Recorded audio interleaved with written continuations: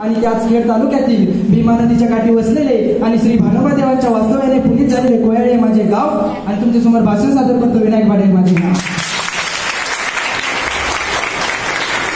व्यासपीठावरील उपस्थित मान्यवर, आम्हाला मार्गदर्शन करणारे गुरुजन वर्ग आणि येथे जमलेले विद्यार्थी मित्र, आज 5 सप्टेंबर म्हणजे शिक्षक दिन साजरा करण्यासाठी आपण सर्वजण इथं जमलेलो आहोत. मित्रांनो, शिक्षक म्हणजे एक समुद्र, ज्ञानाचा, पावित्र्याचा एक आदरणीय कोपरा, प्रत्येक व्यक्तीच्या मनातला. माझ्या आयुष्याला आकार, आधार आणि ज्ञान देणाऱ्या प्रत्येक गुरुवर या शतशः नमन.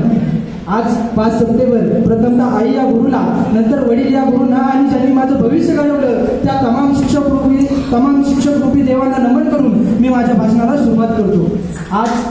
आज 5 सप्टेंबर म्हणजेच आपल्या भारताचे डॉक्टर सर्वपल्ली राधाकृष्णन यांचा जन्मदिवस.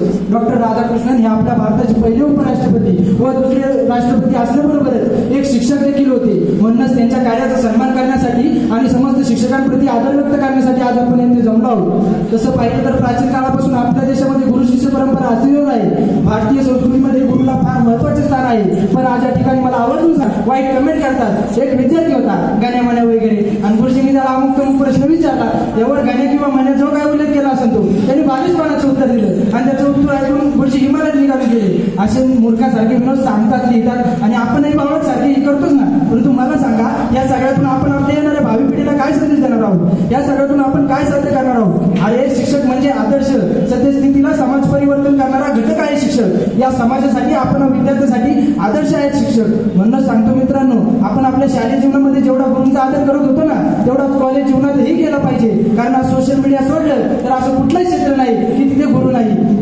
छत्रपती शिवाजी महाराजांनी आपल्या प्रत्येक लहान सहान गोष्टीमध्ये गुरूंना खूप महत्व दिलं. महाराजांच्या संपूर्ण कारकिर्दीत त्यांनी प्रत्येक क्षणी नियोजन करणाऱ्याचं नीट ऐकून घेतलं आणि प्रत्येक कार्य यशस्वीरित्या पार पाडलं. मित्रांनो, जर आपल्या समोर देव आणि गुरु जर एकत्र आले ना, तर आपण सगळ्यात आधी गुरूंच्या पायाला स्पर्श केला पाहिजे. कारण शिक्षकांचा दर्जा हा देवापेक्षाही जास्त आहे. म्हणून सांगतो मित्रांनो, आपण शिक्षकांचा आदर केला पाहिजे. पण आजकालची मुलं शिक्षकांचा आदर करत नाही. कारण आजकालच्या मुलांमध्ये आढळून येणारे सगळ्यात जास्त 2 आजार म्हणजे इगो आणि ॲटिट्यूड. शिक्षक थोडंफार बोलले किंवा वर्गाच्या बाहेर काढले की लगेच आमचा इगो हटवतो.